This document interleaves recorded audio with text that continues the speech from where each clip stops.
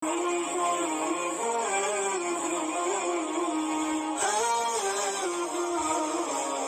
اعتبار سے حضرت یوسف علیہ السلام 1906 میں پیدا ہوئے، 1906 قبل مسیح میں، اور حضرت یعقوب علیہ السلام کی پیدائش 2046 یعنی 40 قبل مسیح کے اندر 2046 قبل مسیح میں حضرت یعقوب علیہ السلام کی پیدائش ہوئی۔ تو اس طریقے سے اللہ تبارک و تعالیٰ نے فرمایا کہ ہم نے برکت رکھی ومن ذریتہما، ان دونوں کی ذریت کے اندر محسن نیکوکار بھی ہیں وظالم اور ظالم بھی ہیں، اللہ کے قانون کی دھجیاں اڑانے والے، لنفسہ مبین یعنی اپنے آپ پہ کھلی گمراہی میں مبتلا ہے، اپنے آپ پہ بہت ہی صریح ظلم کرنے والے لوگ بھی ہیں ان کے خاندان کے اندر، یعنی حضرت ابراہیم علیہ السلام اور حضرت اسحاق علیہ السلام، یعنی دونوں کے اندر، دونوں سے جو نسل چلی ہے دونوں میں اس طرح کے لوگ موجود ہیں۔ اب قرآن مجید کی آیت کے اندر حضرت یعقوب کا بھی تذکرہ ہے اور حضرت یوسف علیہ السلام کا بھی تذکرہ ہے۔ اللہ نے برکت کر دیا حضرت اسحاق کے خاندان کے اندر بھی کہ حضرت اسحاق کو اللہ نے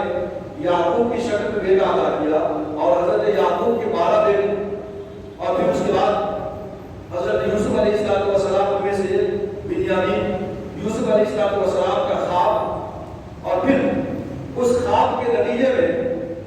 بھائیوں نے مل کر کے حضرت یوسف علیہ السلام کو کنویں میں ڈال دیا، وہ بھی آپ جانتے ہیں، اور اس وقت آپ کی عمر 17 سال، حضرت یوسف علیہ السلام کی عمر 17 سال تھی جبکہ بھائیوں نے ان کو کنویں میں ڈال دیا۔ وہاں سے ایک قافلہ والوں نے نکالا، لے جا کر مصر کے بازار میں بیچ دیا، اور وہاں کا جو بادشاہ تھا فرعون، ہر ایک بادشاہ کو فرعون کہتے ہیں، لیکن جو اس وقت کا بادشاہ تھا جس نے حضرت یوسف کو خریدا تھا، اس کا نام کتابوں کے اندر توریت کے مطابق فوتیفار ہے۔ یہ فوتیفار بادشاہ تھا اس وقت، یہ ایک چرواہا بادشاہ کہتے ہیں، ہکسس یا ہکسوس چرواہا، یہ قوم عمالقہ کا ایک آدمی، یہ بھی عرب تھا، اور جاتے جاتے حملہ کیا، ملک کے اوپر قابض ہو گیا، بادشاہ بن گئے۔ ایسا ہوتا تھا اس زمانے میں لوگ چلتے چلتے کسی بھی علاقے کے اوپر حملہ کرتے تھے اور قابض ہو جاتے تھے اور وہاں پہ حکومت کرنا شروع کر دیتے تھے۔ تو یہ جو فوتیفار تھا یہ بھی قوم عمالقہ کا تھا، یہ عرب تھا، اور یہ چرواہوں کے اندر سے ایک چرواہا کا سمجھیے یہ بادشاہ، اس نے آپ کو خرید لیا، تو گویا کہ یہ بھی عرب تھا، اور عرب کی بھی 3 قسمیں ہیں۔ ہسٹورین لکھتے ہیں کہ عرب باہرہ یعنی ایسے عرب، قوم عاد، قوم ثمود، یہ سب کے سب تباہ و برباد کر دیے گئے۔ قرآن اگر نہیں بتاتا ان کے بارے میں تو ہم کو پتہ بھی نہیں چلتا کہ یہ کون لوگ تھے جس کی کوئی نسل دنیا میں باقی نہیں۔ دوسرے ہیں عرب عاربہ۔ عرب عاربہ کون ہیں؟ جو ایکچوئل عرب ہیں، یمن کے لوگ، ملک قوم سبا کے لوگ۔ باضابطہ قرآن مجید کے اندر سورہ سبا ہے، بلقیس کا تذکرہ ہے، اس کا جو پورا خاندان ہے یہ لوگ کیا ہے؟ عرب عاربہ ہے، یعنی جس کو آپ کہہ سکتے ہیں کہ سن آف اسرائیل، ایکچوئل عربی ہے لوگ۔ جیسے ہندوستان کے اندر اب دعوت تو سبوں کا ہے کہ ہم اصل ہندوستانی ہیں، ہم یہاں کے رہنے والے لوگ ہیں، لیکن ایکچوئل ہندوستان کے لوگ ہے تو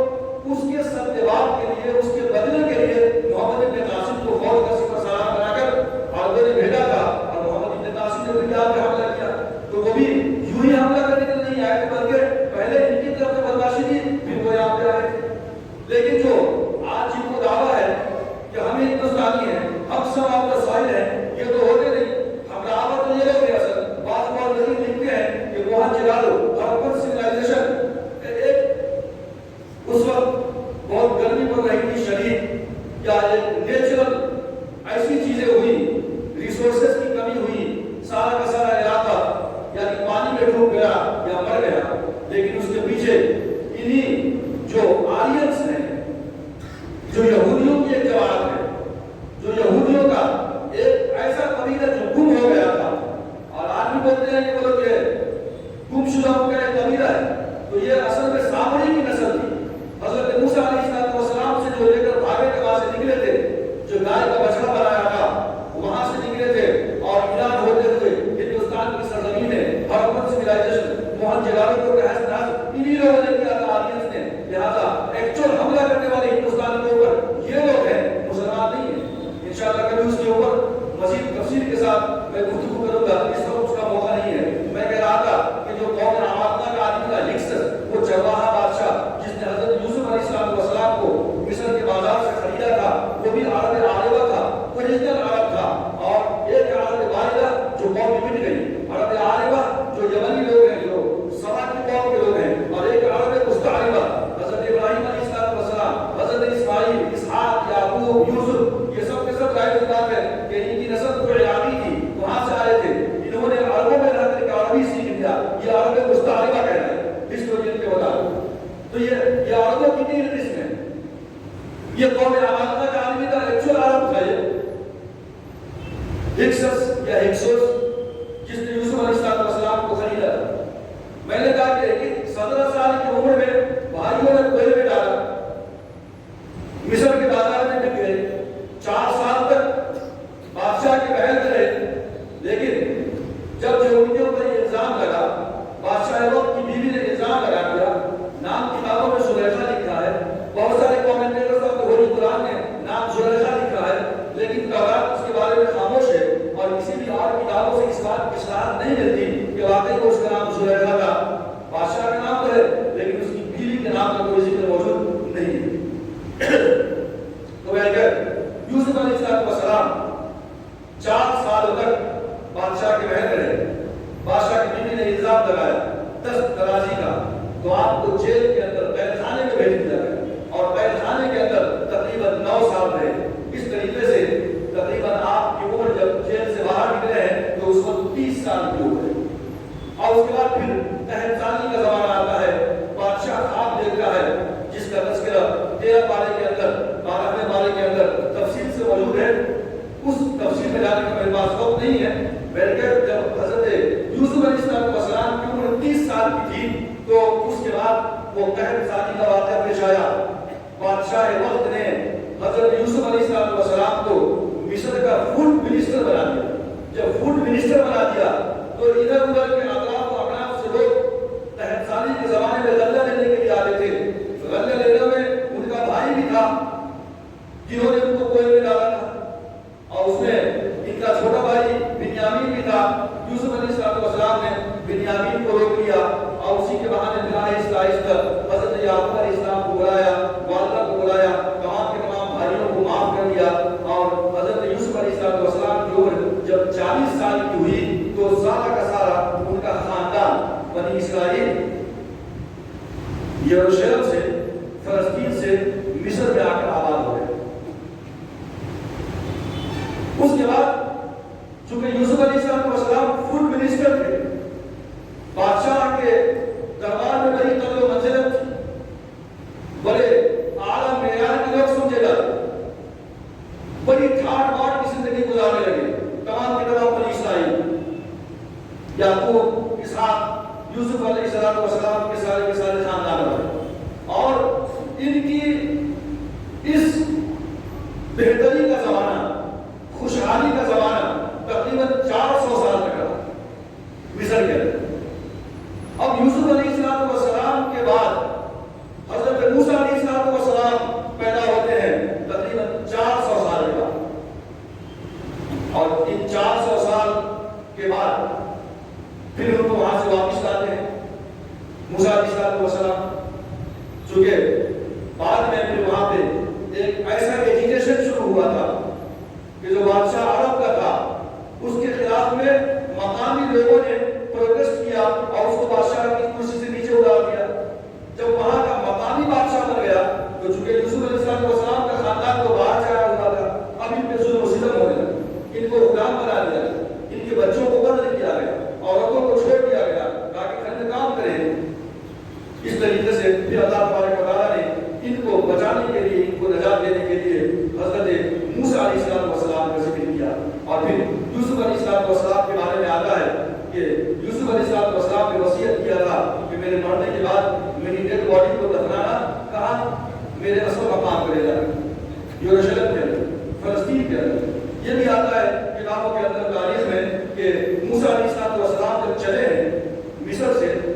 سارے کے سارے بنی اسرائیل کو لے کر، تو ساتھ میں حضرت یوسف علیہ السلام کی وہ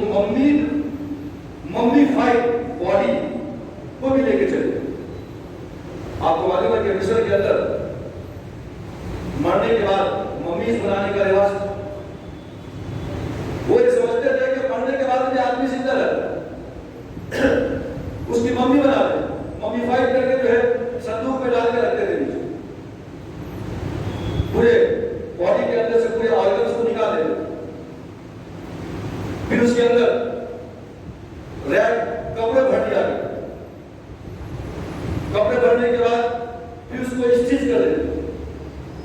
پھر اس کو دھوپ میں سکھاتے تھے تقریباً 40 دن تک، پھر اس میں وہ آئنٹمنٹ لگا دیتے، اور اس کے بعد پھر اس کو پورا پیک اپ کر کے ممیز بنا کر کے وہ صندوق کے اندر ڈال کر کے رکھ دیا کرتے تھے۔ اور یہاں تک کہ جن جانوروں کے متعلق ان کا عقیدہ تھا کہ یہ خدا ہے، جیسے بلی ہے، کتا ہے، ایسے جانور کو بھی جو ہے خدا کا روپ سمجھتے تھے وہ، تو ان کو بھی ممی بھائی کرتے۔ لیکن یہ ممی بنانا ہر ایک کے بس کی بات نہیں۔ جو لوگ ویل تھے، ویل آف، پیسے والے تھے، ان کی باڈی کی ممیز بنائی جاتی تھی، لیکن جو لوگ غریب ہوتے تھے وہ ممیز نہیں بنا سکتے تھے، بڑا محنت کا کام تھا، پیسہ خرچ ہوتا تھا اس کے، لہٰذا یہ جو سینڈ ہوتا ہے اس کو بڑے بڑے جو سوراخ ہوتے ہیں ان سینڈ کے اندر، سوراخوں کے اندر، بڑے بڑے ہول کے اندر ان کو دفنا دیا جاتا، ان کو بریڈ کر دیا جاتا تھا،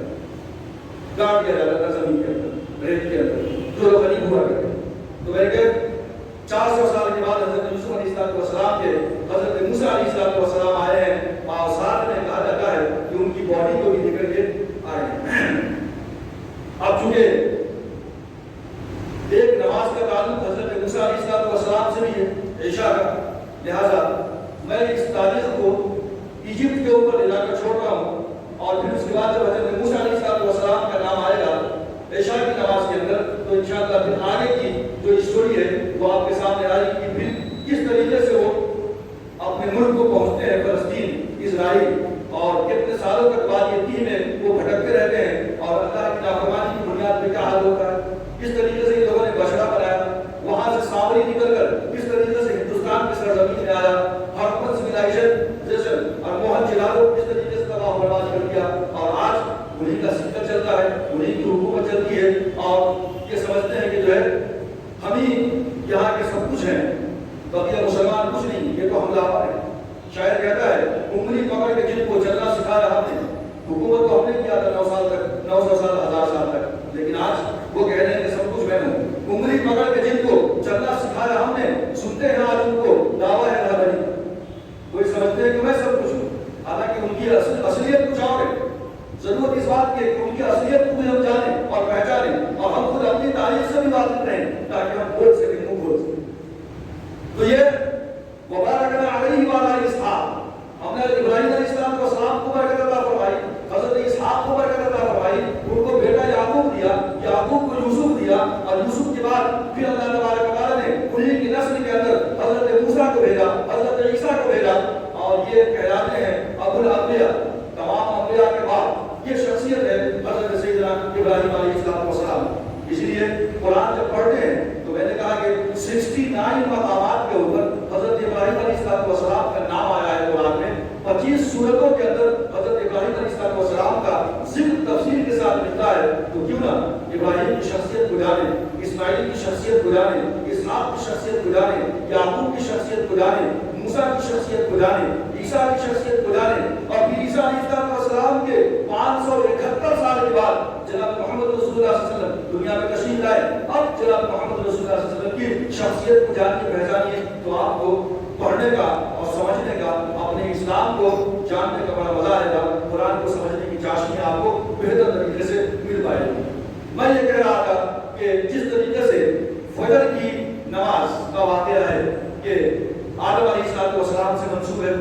میں نے گزشتہ گفتگو کے اندر اس کا ذکر کیا تھا۔ علماء نے لکھا ہے، ڈاکٹر عبدالسمی صاحب نے اپنی ایک کتاب کے اندر اس کا تذکرہ کیا ہے، اور انہوں نے کسی پاکستان کی کسی ایک عالم کا، کسی ایک اخبار کا حوالہ دیا ہے، جہاں انہوں نے حدیث کے اندر تو باتیں نہیں ملتی ہیں، لیکن علماء نے لکھا ہے اور کہیں نہ کہیں اس کا وجود ضرور موجود ہے کہ ابراہیم علیہ السلام اور حضرت اسماعیل علیہ السلام، یہ دونوں کا جو واقعہ پیش آیا، قربانی کا واقعہ، بہت مشہور ہے قرآن کے اندر. ہم قربانی کرتے ہیں، گوشت کھاتے ہیں، عید الاضحیٰ مناتے ہیں. ظاہر سی بات ہے کہ تمام کی تمام چیزیں منسوب ہیں حضرت ابراہیم اور اسماعیل علیہ السلام کی طرف. تو حضرت ابراہیم اور اسماعیل علیہ السلام نے جب اللہ کی بارگاہ میں اپنے آپ کو سونپ دیا، سپرد کر دیا، حضرت ابراہیم علیہ السلام اپنے بیٹے کی قربانی سے فارغ ہو گئے، تو اللہ تبارک و تعالیٰ کی بارگاہ میں بطور شکرانے کے 4 رکعت نماز ادا فرمائی ابراہیم علیہ السلام. اب ابراہیم علیہ السلام نے جب بطور شکرانے کے 4 رکعت نماز ادا فرمائی، پہلی رکعت اس لیے کہ اللہ تبارک و تعالیٰ نے اتنے بڑے کام کے کرنے میں میری مدد فرمائی، پہلی رکعت. دوسری رکعت اللہ تبارک و تعالیٰ نے میرے بیٹے کی جگہ پہ جنت سے مینڈا بھیج دیا، میرے بیٹے کو بچا دیا، دوسری رکعت. اور تیسری رکعت تھی کہ اللہ تبارک و تعالیٰ نے وَنَادَيْنَاهُ يَا إِبْرَاهِيمُ، ہم نے پکارا اے ابراہیم، قَدْ صَدَّقْتَ الرُّؤْيَا إِنَّا كَذَلِكَ نَجْزِي الْمُحْسِنِينَ، تو نے اپنے خواب کو سچ کر کے بتا دیا، بے شک ہم نیکی کرنے والوں کا ایسے ہی بدل دیا کریں. تو تیسری رکعت ابراہیم علیہ السلام نے پڑھی تھی بطور شکرانے کے اس بات کے اوپر کہ اللہ نے ڈائریکٹ بالواسطہ میرے نام سے خطاب کیا قرآن کریم. تو تیسری رکعت شکرانے کے طور پہ آپ نے پڑھی. اور چوتھی رکعت جو ابراہیم علیہ السلام نے بطور شکرانے کے پڑھی وہ یہ کہ پروردگار عالم نے مجھے حضرت اسماعیل علیہ السلام جیسا فرما بردار، مطیع، حلیم الطبع بیٹا عطا کیا. یہ بھی بڑی خوش نصیبی کی بات ہے. لہٰذا اگر کسی کے پاس اولاد ہے، نیک ہے، صالح ہے، مطیع ہے، فرما بردار ہے، تو اللہ کی بارگاہ میں سجدہ شکر ادا کرنی چاہیے. تو اس طریقے سے ابراہیم علیہ السلام نے یہ 4 رکعت بطور شکرانے کے قربانی سے فارغ کے بعد ادا کیا تھا. اللہ تبارک و تعالیٰ کو ابراہیم اور اسماعیل کی وہ ادا اتنی پسند آئی کہ قیامت تک آنے والی نسل انسانی کے لیے امت محمدیہ کے اوپر یہ 4 رکعت کو فرض قرار دے دیا ظہر کی. اور حدیث کے اندر اللہ کے رسول صلی اللہ علیہ وسلم نے ارشاد فرمایا کہ من صلى 4 قبل الظهر و4 بعدها فقد حرمه الله على النار، کہ جس شخص نے ظہر کی فرض سے پہلے 4 رکعت سنت ادا کر دیا اور پھر جو ہے اس کے بعد 4 رکعت ادا کیا ظہر، 4 رکعت سنت یعنی 4 رکعت فرض ادا کیا، 4 رکعت سنت ادا کیا، تو فقد حرمه الله على النار، تو اللہ تبارک و تعالیٰ اس جو ہے سنت اور فرض کے ادا کرنے والوں کے اوپر جنت جہنم کی آگ کو حرام قرار دے گا. وہ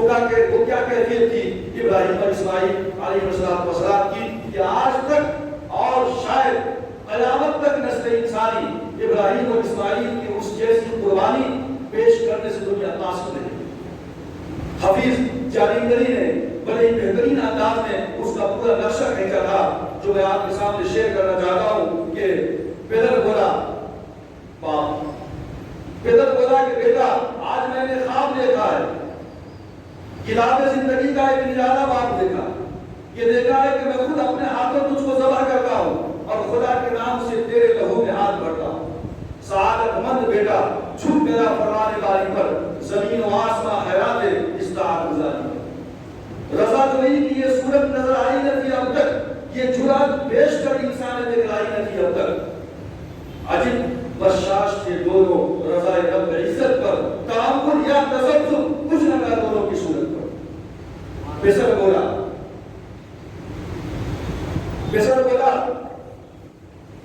کہ ابو جان بیٹا اسماعیل حاضر ہے، خدا کے نام پر بندہ تعمیر حاضر ہے، مگر آنکھوں پر آپ اپنی پٹی باندھ لیجیے گا، میرے ہاتھوں میں اور گلوں میں رسی باندھ لیجیے گا، مبادا آپ کو صورت میں میری رحم آ جائے، مبادا میں طرف پر چھوٹ جاؤں ہاتھ کر رہا ہے. پیسر کی بات سن کر باپ نے تعریف فرمائی، یہ رسیاں اور پٹی باندھنی ان کو پسند آئی.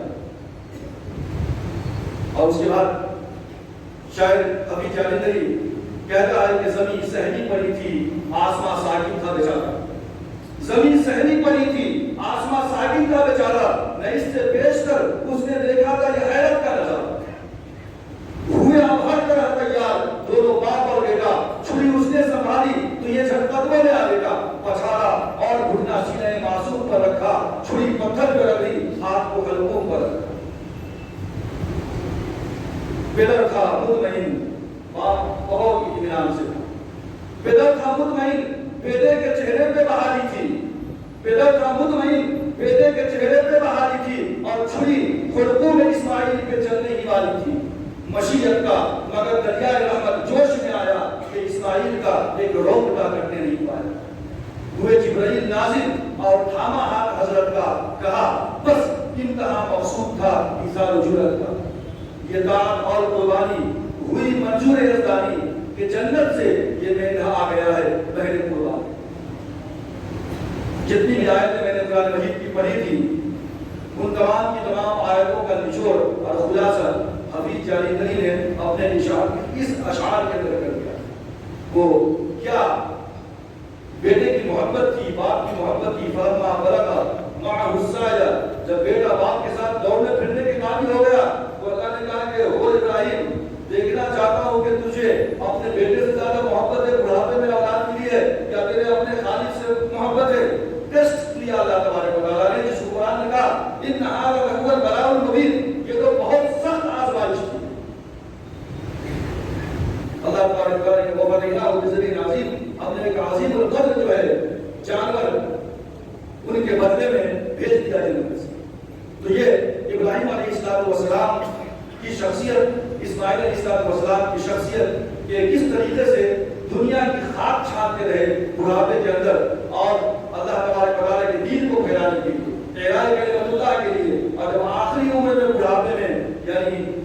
86 ایئرس کی ایج میں جب اللہ نے ایک بیٹا دیا، اور جب وہ چلنے پھرنے کے قابل 13 سال کا ہو گیا تو اللہ نے امتحان دیا کہ دیکھیں ابراہیم کو بیٹے سے زیادہ محبت ہے یا اللہ سے زیادہ محبت ہے؟ تو میں نے کہا یہ نماز، یہ قربانی، یہ حج، یہ عمرہ کیا ہے؟ سمپل سلام ہے کہ اللہ کے